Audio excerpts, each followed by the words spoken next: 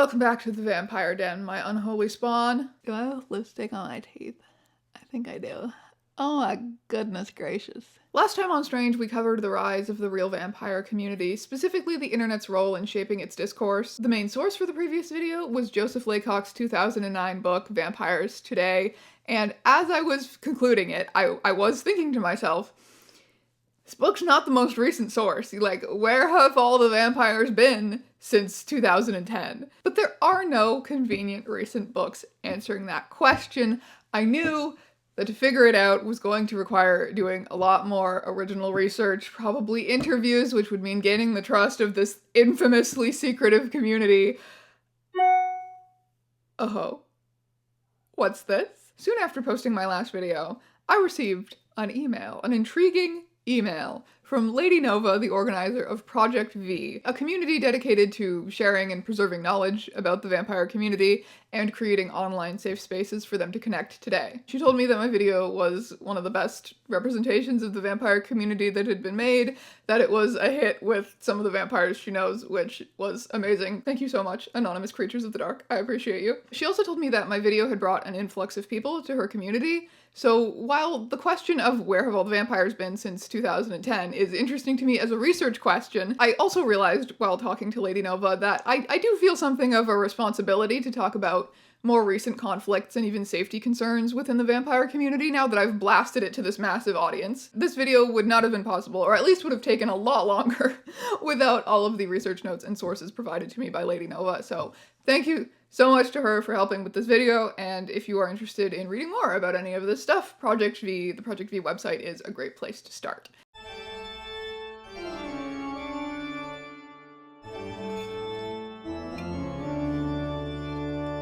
Real vampires are mortal humans who, for some reason, sometimes medical, sometimes spiritual, feel that they need to feed on either the blood or energy of others to sustain themselves. Without feeding, the vampire will become lethargic, sickly, and often go through physical suffering or discomfort. People don't realize how big it is. We are everywhere. I go to work like everybody else. I have friends like everybody else. I have family like everybody else. It feels like I do live a double life. It does feel isolating sometimes. It sucks. Sometimes there's just some people you can't tell. Oh, I'm running a whole organization on what? Vampires? Do you think vampires are real? That's so weird. When you tell somebody you drink blood, obviously they start looking at you a little bit weird. I was like, okay, this is disgusting. The mid-2000s saw a huge boom in vampire visibility with popular figures like Don Henry, Michel Belanger, Father Sebastian, Balthazar Ashantison participating in documentaries and reality TV shows that brought mainstream eyeballs to the vampire subculture for the first time. Dayside eyeballs, as the vampires say. Dayside society being mainstream society, whereas nightside is vampire stuff. There was immediately conflict within the community about whether this newfound visibility was going to be a positive thing. Hello? Please excuse my spawn, he's having the zoomies. The tone of these film and TV programs was, shall we say, silly? Just everything from encouraging reality TV subjects to be as shocking as possible, to editing unnecessary eerie horror movie music over interviews of people just like talking normally. But before we get into the dark vampiric lore, a word from this video's sponsor, Helix. Helix Sleep makes premium mattresses and bedding customized to your needs and shipped conveniently straight to your door. No matter what kind of sleeper you are, Helix has something for you. The Helix lineup offers 20+ unique mattresses and a variety of mattress toppers. There's soft, medium, and firm options, plus different options for side, stomach, and back sleepers. There's cooling options. And if all of that sounds complicated, fear not, because you can take Helix's quick quiz that will help match you with your perfect mattress. If you sleep with a partner, you can take the quiz together and find something that is the perfect compromise for the two of you. Based on my results, Helix matched me with their Twilight Luxe mattress, this beautiful mattress that you see before your eyeballs. It is their firmest mattress. I generally prefer a firmer mattress due to the scoliosis demons that haunt my spine. Did you know that Helix has been reviewed against hundreds of competitors and been the most awarded? The Helix Midnight Luxe has been ranked best overall mattress according to both Forbes and Wired. I've had my Helix mattress for something like 4 years now. Crazy how time passes. Me, my partner, and our 2 beautiful baby Bengusses are all sleeping excellently on it. And if it makes you nervous to buy a mattress you haven't tried out in person, don't worry, because Helix offers seamless returns and exchanges. You get a 120-night sleep trial. You can sleep on this thing for 120 nights before you decide if you really love it. There are financing options and flexible payment plans. Helix also recently launched their Comfort Adjust cooling pillow. It's made from shredded memory foam that shapes to your body, and Glaciotech's heat conductive fabric that keeps you cool all night. It really does always feel just sort of cool to the touch. I don't know how the Helix wizards do that to it. You can also dissect it and choose exactly how much stuffing you want in there so that it's perfectly suited to your body. Having a high quality pillow like this that's specific to you can help improve spinal alignment to help relieve head and neck pain. I've really been enjoying sleeping with these, and my mattress, obviously. So if you're in the market for a new bed or pillows or a mattress topper, go check out Helix. They've got it all. HelixSleep.com/StrangeEons. Their 4th of July sale is on right now, and you can get 20% off site-wide. Thank you so much to Helix for sponsoring this video, and now I return you to your regularly scheduled blood-sucking creatures of the night. In writing his 2009 book that was such a huge source for the last vampire video, Joseph Laycock worked closely with the Atlanta Vampire Alliance, who at the time were in the process of conducting the largest survey of the vampire community ever attempted. He says that at AVA meetings there was much talk of quote-unquote progress, but the definition of progress wasn't necessarily what you would think. The goal was not increased visibility or legal recognition. In fact, many feared the consequences of mainstream recognition. The goal was instead knowledge production, to study the vampire experience and figure out what it was that united this diverse hodgepodge of people who identified with the vampire label. Should that community seek anonymity and isolation? Some don't necessarily think so. The vibrant vampire community based in Sao Paulo, Brazil, certainly does not seem scared of the sunlight, hosting community tours, free educational events, blood drives, speaking at city council meetings to ensure that alternative religions are known about and protected. Since 2004, the city calendar has featured a Day of the Vampires, promoting awareness of the community, and blood drives for local hospitals, which is just chef kiss. In 2017, they were recognized for their outstanding community service, artistic, and cultural contributions to the city. In 2011, the New Orleans Vampire Association became a nonprofit organization and began hosting free meals for those experiencing homelessness in their city every Thanksgiving, Christmas, and Easter. They still do to this day. Oh, they run with the gimmick, all right? Like, yes, they identify as vamps, but, you know, they hang out at the Vampire Cafe, which is one of the touristy attractions. New Orleans uses it as a gimmick. The VC uses it as a gimmick. I think they have Bloody Marys. They have, like, really, like, vampire aesthetic drinks. It can be done. There are models of vampire communities living very publicly within their communities. However, most still prefer the darkness. Post-2000s reality TV boom, the community seemed to recoil from that attention, to go further underground and away from the public eye. And that makes total sense, because for vampires who came of age in the 80s and 90s, that's what was comfortable. In their time, vampire identity was unprecedented and almost impossible to explain to the average person, so they created a secretive world of houses, zines, personal blogs, private forums. And even as the internet evolved, slowly eroding our expectations of privacy by the year, the vampires clung to old-school forum-style anonymity when interacting online. In 2011, Zero and Murticus of the Atlanta Vampire Alliance published Real Vampire Community Personal Safety and Privacy Awareness, in which they urge members to practice online safety to ensure their anonymity, even among people that they think they can trust, to always separate their nightside and dayside personas completely, because that is the only way to protect from possible bad actors in both worlds. People in regular human society who might judge you, fear you, discriminate against you. People in the vampire world who might threaten you with exposure or violence. I'm in a red state. They don't like witchy folks. I was at the time working at a restaurant, and I had like crystal necklaces and rings and stuff like that. Well, we had a bunch of Jehovah's Witnesses come in. They saw that, gave us a flyer telling us to repent. For like a whole week, they kept coming back, and they wouldn't order anything. They would just sit there and watch us. And eventually they made like a list of people that worked there and was like, oh, they're witches and stuff like that, and they're sinners. Secrecy was safety, and many hoped that the reality TV era could be dismissed as just a bad dream. But that didn't happen.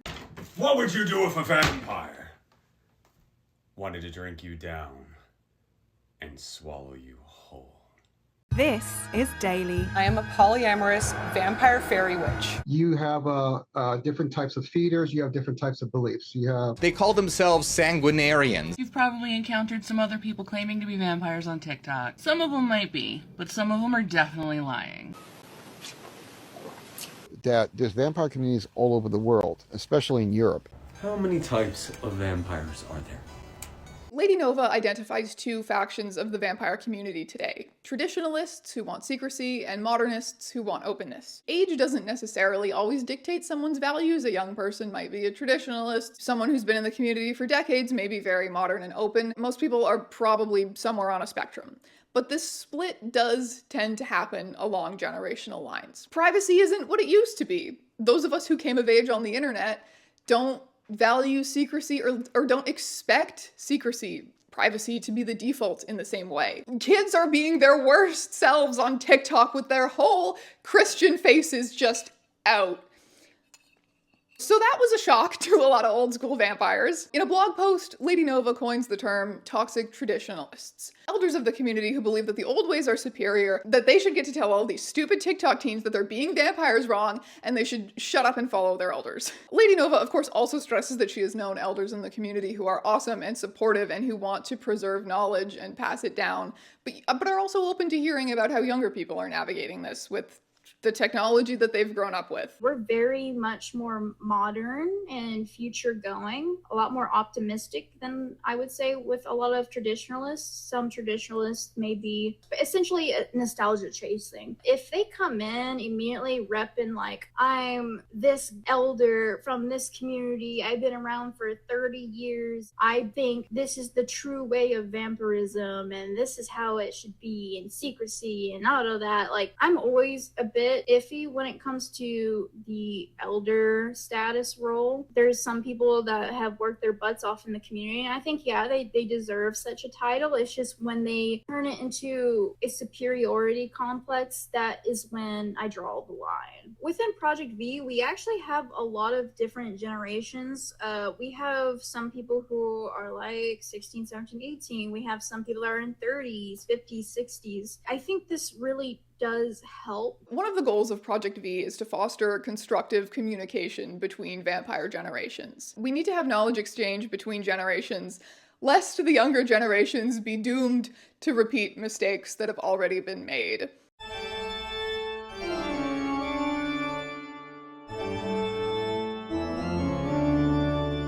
Paganism and vampirism are deeply intertwined. Joseph Laycock writes, "During my research, I received an invitation to a vampires versus witches softball game. Usually they're friends. However, some pagans still base their idea of vampirism on early texts like Dion Fortune's Psychic Self-Defense, which characterize psychic vampires as evil predators to protect yourself against. On the twisted carnival of scams that is Etsy, you can purchase a variety of anti-vampire sprays from pagan vendors. I need to read the listings more closely. I am unclear whether this is supposed to work like a bug repellent, like you spray yourself so vampires can't come near you, or if vampires approach you, you're supposed to like spritz them away. The year 2011 saw a spike in vampire-pagan tensions originating from the local South African vampire community. Octarine Valor, a South African vampire, had been active in the international community for years when she eventually decided that she wanted to found a local group. So she gathered all of the South African vampires that she could and established SAVA, the South African Vampire Alliance. SAVA began reaching out to other local spiritual groups to establish friendly ties in the scene, and some of the local pagans literally became hysterical, according to Valor. They seemed to think that vampirism was being promoted as a dark pagan path or religion, and that they were trying to convert other pagans, which was a horrible misunderstanding. Apparently, Sava also reached out to local Christian groups, since Christianity was the second most common religion reported by South African vampires, and also to the South African Goth Society, since there's a lot of overlap there too. The Christians did not take them seriously, and apparently some of the Goths showed up to spectate, but didn't last very long. The vampophobic pagans were not losing interest quite as quickly. Their attacks on Sava and Octarine Valor personally would include online smear campaigns, trolling, bullying, threats of physical violence, psychic attacks, and DDoS attacks.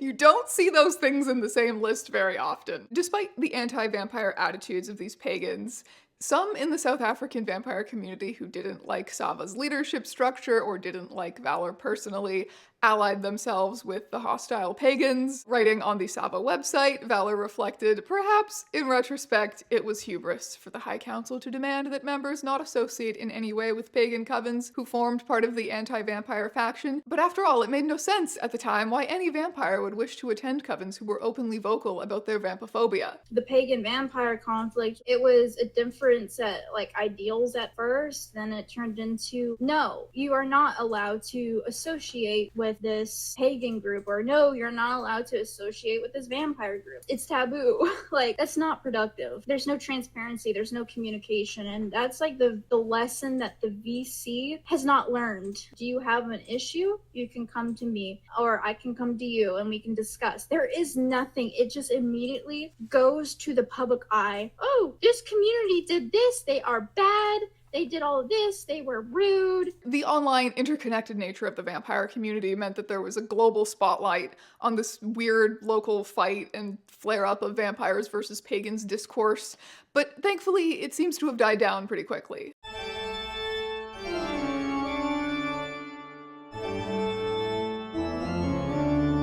So remember when I said that by 2010 we'd arrived at a pretty good, clean definition of what it meant to be a vampire and everyone was getting along? Well, I sort of lied. The vampire community has experienced numerous bouts of what it calls Psy versus Sang wars. The term war is used somewhat facetiously here. Most people are aware that this is ultimately kind of silly internet drama, but it's psychic vampires versus sanguinarian vampires, energy vampires versus blood drinkers.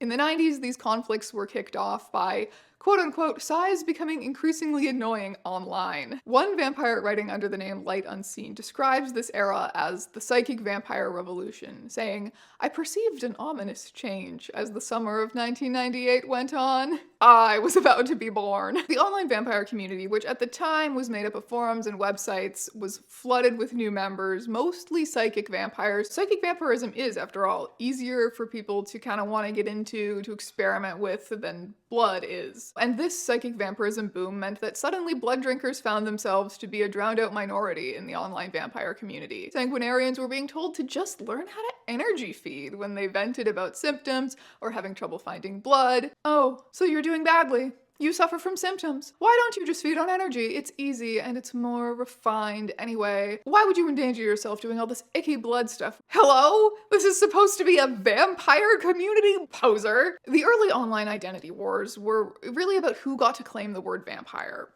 Whole forums imploded over this shit, but eventually, Psy and Sang vampires made peace and agreed on a more vague definition of vampirism that included both types, but it was always an uneasy peace. As one vampire named CJ would soon write, "Our experiences are far too varied for some unwieldy sense of unity." Psychic vampires continued to vastly outnumber sanguinarians, and continued to be kinda unsympathetic to the plight of sanguinarians. A surprising amount of vampires think blood is icky. In 2011, CJ wrote A Sanguinarian Treatise, an argument for partition from the vampire community. As a blood-drinking modern vampire, CJ viewed her condition as medical, and her dream was to find some kind of a cure or solution to her need for blood, or to secure a future in which safe blood was easily accessible to people with her condition. And CJ was deeply concerned with the fact that the public perception of real vampires seemed at odds with this goal. Public perception is the most important factor in determining whether or not I can get a donor, or whether or not if I were outed I would lose some sort of standing in my life. The current status of public perception of our community is, to put it mildly, quite embarrassing. Sanguinarians need not the burdens of these outrageous metaphysical claims and baseless New Age beliefs as professed by the vast majority of the community. Our claim, namely that the consumption of blood is the most potent vessel in the treatment of a host of symptoms, is a falsifiable claim, as blood is a tangible part of material reality. We can find, no matter how hurtful it may be to our pride, true knowledge about the nature of our condition, whether the genesis is physiological, psychological, or both. I find it really interesting that CJ isn't insisting that the scientific explanation for sanguinarianism is physical in the same way that, say, a vitamin deficiency is physical. She's open to the possibility that the condition is psychological, and even suggests the possibility of, what if a scientific study found that placebo was just as effective as blood? She just wants to know what the truth of her condition is. She wants that study to happen.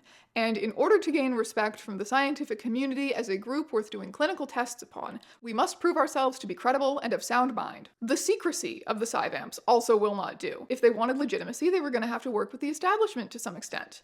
And that wasn't going to be easy. In an article published in Critical Social Work in 2015, the researchers found that despite social workers often being taught to respect diversity and client self-determination, there were obvious limits to this paradigm. Nearly all members of the vampire community they interviewed were distrustful of social workers and helping professionals and preferred to stay in the coffin for fear of being misunderstood, labeled, and potentially having to face severe repercussions in their lives. Vampires are still humans and may benefit from the help of social workers, therapists, doctors, and other professionals, and yet most felt that they could never trust those people to help them. CJ explains that she no longer calls herself a vampire. Even though logically blood drinkers should have the most valid claim to being vampires, she won't let that go. But it's time to let the word vampire go because the psychic vampires have turned it into something that no longer describes her. The term vampire belongs to the metaphysicists. They can have it, and its Halloweenish connotations. The ensuing schism led to the creation of the category of med-sangs, medical sanguinarians, people who view their need for blood consumption as having a scientific,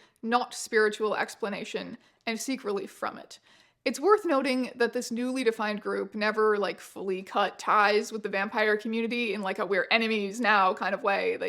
In CJ's words, they always remained neighbors. But more MedSang specific resources and spaces began to be created. One of these is the redcellar.com, where CJ's writing is published. I found it particularly amusing to browse their blood as food section. You can put blood in all kinds of things I never considered that you could put blood in. This year, actually very recently, as I was making this video, a vampire named Luna Nylov wrote Dysphoric and Euphoric Vampires, the True Factions of the Psy-Sang War, adopting language used by the trans community to understand disconnects in the vampire community. I love the night, the aesthetic, the hunt, and the people. When I can be myself and embody that archetype, shit feels great.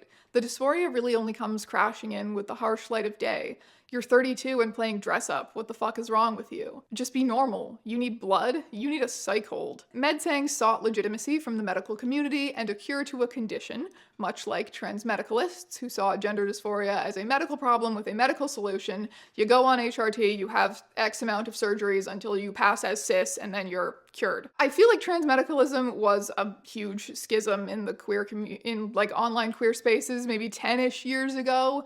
And this point of view gave rise to a lot of elitism, a lot of bullying of people who couldn't or just didn't want to follow the prescribed set of steps to pass as cis. And it ended up being really hurtful. And despite the fact that they very much still feel dysphoria, many trans people I have known, both on and offline, have chosen to shift focus to gender euphoria as often as possible. The joy that you feel when you feel correct in your body. MedSangs were a small minority in the vampire community and certainly not the menace that trans medicalists were in queer spaces 10-ish years ago. It's not a perfect comparison, but stick with us here. MedSangs viewed their blood consumption as strictly necessary to relieve symptoms. Some even found it displeasurable. It was the symptoms, the suffering, that defined their vampire experience. Yet there are those for whom their vampirism is not something inflicted upon them, but a means of personal fulfillment, empowerment, and creating meaning out of suffering. They are not filling a hole, but building upwards. Within the Psy-Sang War, the primary unsaid misalignment was not between feeding methods. It was between whether one primarily received a sense of empowerment or disempowerment from their vampiric experience. Even CJ seemed to, in her own way, eventually come around to the idea of a euphoric vampire. Vampires don't exist, she says. None of us is Lestat, or Dracula, or Edward Cullen. We're all just using them as a metaphor for how we feel. Think about this when chastising someone as a poser or a mere lifestyler. Taking part in parties, houses, courts, and all of the fun aesthetics of the vampire legend can very well be a springboard towards greater self-confidence in the dayside life. She calls the arms race for vampire credibility ridiculous, as it only leads to people acting absolutely insufferable and edgy, trying to prove that they're the best or the realest vampires. How about we all just mind our business and be ourselves instead of trying so hard to be vampires? Reflecting on the results of the MedSang partition in 2016, CJ noted that it was made much easier, even natural, by the shift from forums to private Facebook groups that was happening at the time. Everyone learning to mind their own business a little more, tending to stay in private online spaces with like-minded people, certainly mitigated the stupid discourse about who was the best at being a vampire. This fragmentation of the vampire community, however, led to a huge shift in mindset compared to where it was a decade before. In the 2000s, the AVA was all about trying to understand the vampire experience, collecting data from as many vampires as possible all over the world, uniting people and sharing knowledge, whereas by the mid-2010s, the community really seemed to have given up on unity. Lady Nova told me that she was a young person looking for resources at the time, and to her the community felt dead. Just a scattering of insular cliques, some of which were extremely toxic and predatory. But there was no one speaking up or providing positive representation to counter them. They still had these ideals of like, minors shouldn't be in these spaces. And, you know, I understand that viewpoint. Little me did not. Little me thought, how do I get into these spaces? It was pretty easy to just lie. At the time, there wasn't a lot of good resources. It was just mostly media coverage like, oh, real vampires in New Orleans, or these vampires are getting married. So essentially I had to sneak into these spaces just to get any bit of information. During my time within the VC, I have seen so many unethical spaces. They're very stuck in delusion. Like they believe they could just go break into a hospital to go get blood. Like that type of thing. It does not matter really your age, but you know, minors are a lot more impressionable. I started Project V in 2022. It started out as like my frustration. There is a lack of resources. Nobody's doing studies anymore. There's not a lot of dedicated mentors within the community. It's dying. That's how I viewed the VC. It was dying. For some people, when it comes to Project V, they see hope. And I think people are scared of that. They're scared of being let down. I think the VC is just kind of tired of being burnt by other organizations or burnt by the outside media. They kind of just shut down.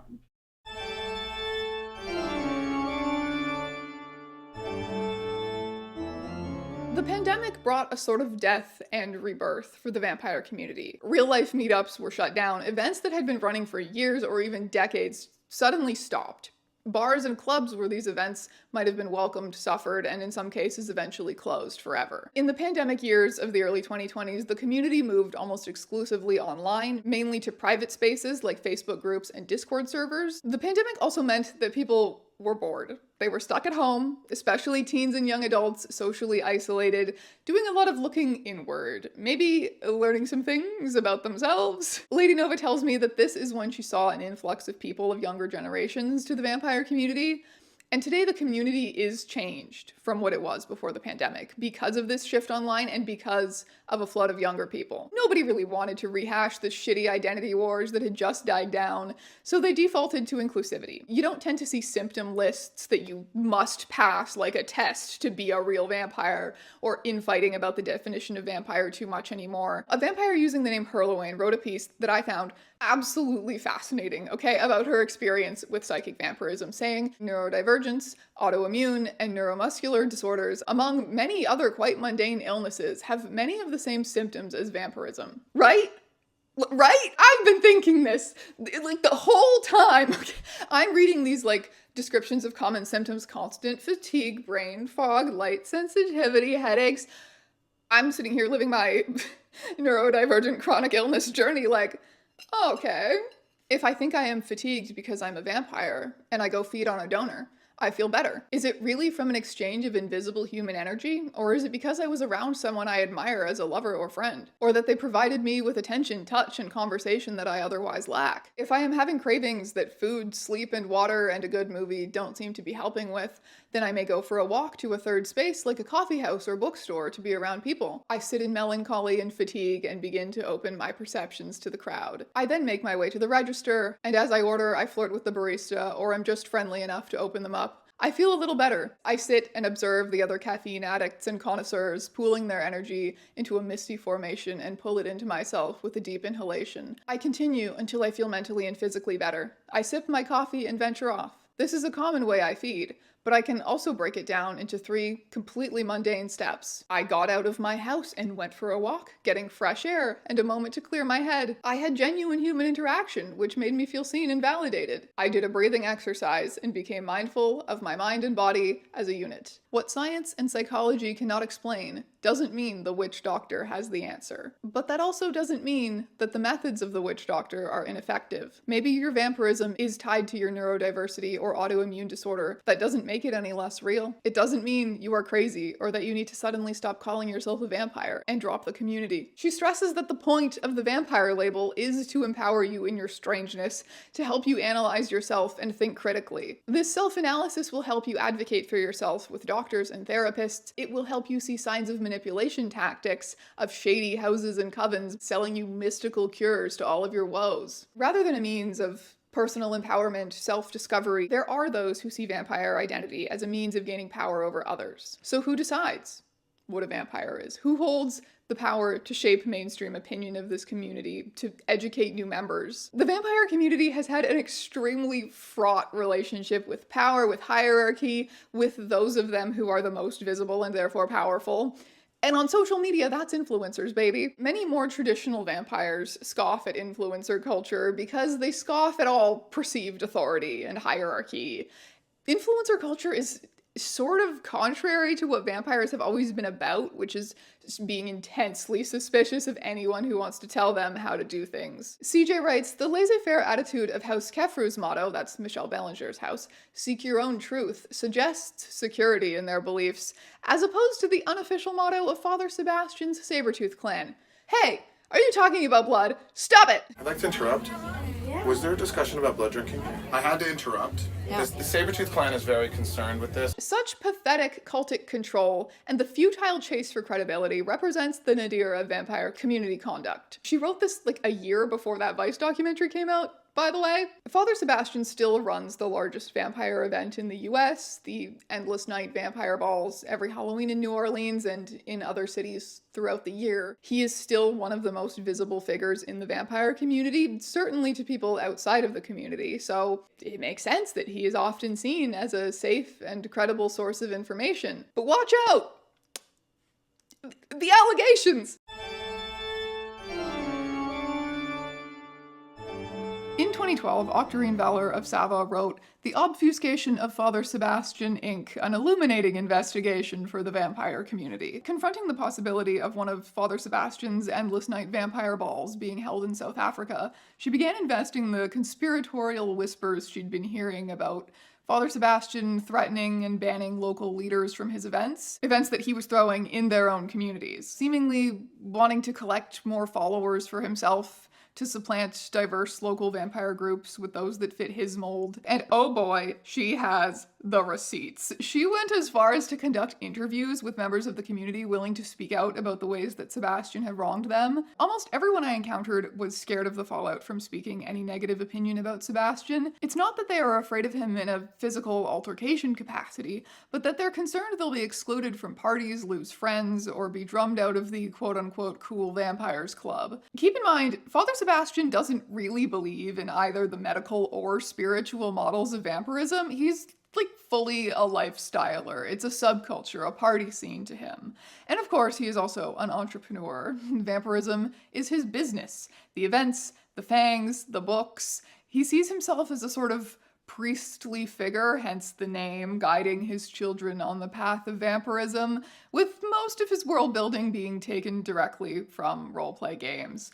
And that's just not how most vampires think about it. Father Sebastian started directing the voodoo ceremony rehearsal, which resembled more of a steampunk fetish-driven sex play. Okay, go through the rehearsal now, the modifications. I want to watch it.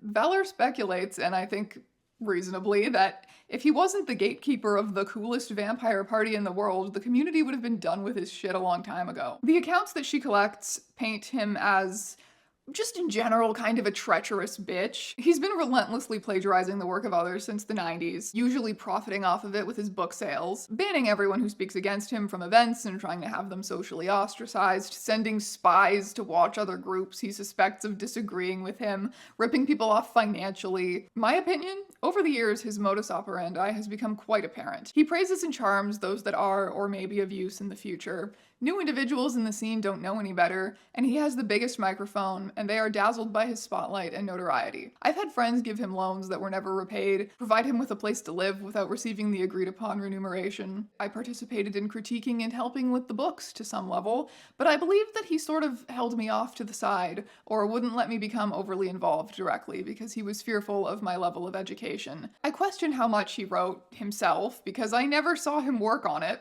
but I've witnessed him directing others to edit and type and fix. He is a vampire in the derogatory sense. Like, he is just a leech who wants to suck everyone around him dry. And of course, a lazy plagiarist is going to love the plagiarism machine. His Instagram is full of a bunch of weird AI-generated videos of himself. So, you know, where do you think those books are coming from today? One of them creeped me out personally. It's him on a weird vampire date. It's all not real. It felt like he typed a prompt in and it was like, make this woman submissive and me mysterious and interesting. Like, that's what it felt like.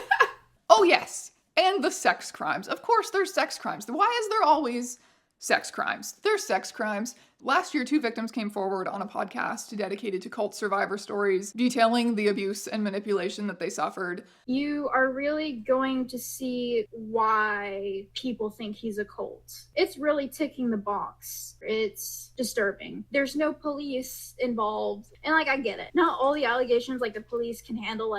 This is different. There's something that could be done about this, I feel like. And still, Father Sebastian is often the one speaking for the community. Just because he's one of the few vampires that loves a camera, and he's the Endless Night vampire ball guy. Yes, it's all flashy and sexy, and probably the last vestige you're ever gonna get of what the vampire scene was like in the 90s.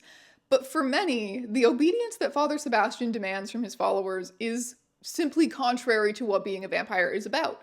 And the risk of abuse is simply too high. In real vampire community, personal safety and privacy awareness, Zero and Murticus don't sugarcoat the fact that they're a huge draw for predatory types who are, quote-unquote, using the vampire community as their personal one-stop deli counter of potential victims. They warn the community against ego-based fantasy and role-playing behavior, imposed social hierarchy, assigned personal titles, and arbitrary laws derived largely from role-playing games. Okay, that sounds familiar. Hail, Elrod. You gotta tell the audience why we're here, what the ritual is, why we're doing it. The vampire community has a tendency towards drama. Of course they do. They're vampires. It's why I love them.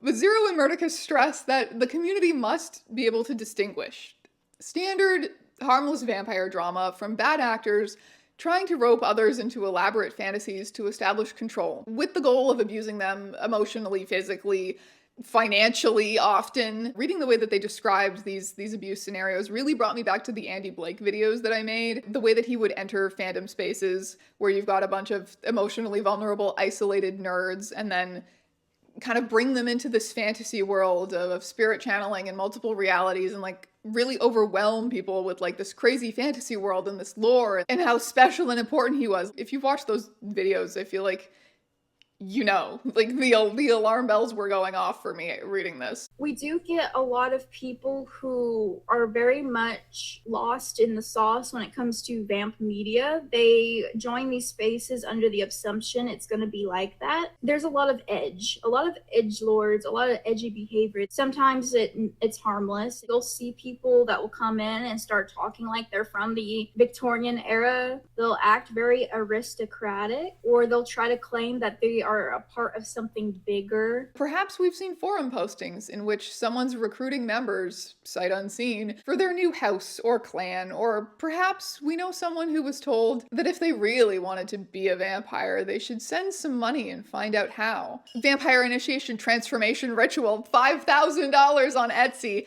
I came across that, something like that in a video years ago, and I thought it was just this hilarious one-off scam until I started researching for the last video. And there's the Temple of the Vampire with their $60 vampire Bible that you need to read to be initiated. And I was like, oh, this is a thing. I've had one approach someone who was transgender and was really attacking their identity, followed with, are you even actually a vampire? They were saying, don't eat anything for a whole week, only drink water, but you had to drink 3 cups of blood a day. And if you survive, you're a vampire. I mean, with the whole blood consumption thing, people, they're extremely cautious. There's a lot of dangers to it. So for someone to be oh, I gotta drink 3 cups of it a day, don't eat anything, that's wild. It's either extreme cases like that, or it will be really weird questions. We'll get really weird questions oh,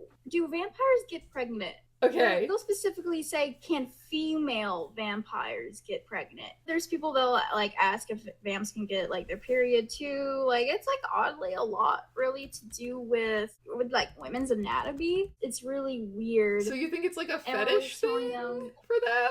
Oh yeah, a lot of times I do think they very much do just fetishize. I think they also believe that we're not actually humans.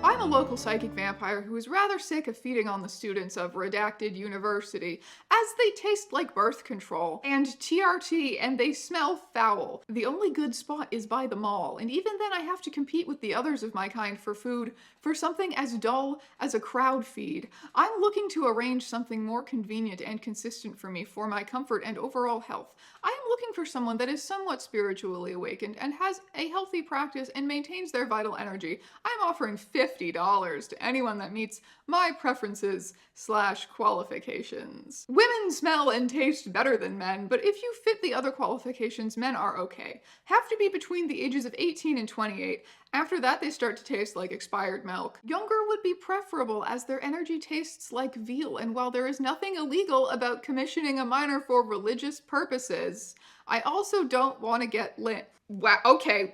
Physically active, not vegan. Vegans taste like what they eat. Does not consume nicotine, alcohol, marijuana, or hard drugs. Cleanses themselves spiritually, semi-regularly, preferably white. But Native Americans and Arabic are comfort food too. 8. Heterosexual! As the opposite tends to have destroyed sacral chakras and their energy tastes like ammonia. Preferably a virgin, which is probably the highest standard above everything else, if not least monogamous or celibate. Zero and Murticus also write that the community must acknowledge the ways in which we are targets. If our community is intended to be a safe space for self-discovery, then we need to be aggressively aware that being uncertain makes one a target. Opportunists will always be there to exploit any uncertainty and any weakness in one's sense of self. On your vampiric quest, remember to be suspicious of anyone who wants to control you or tell you who you are or are not.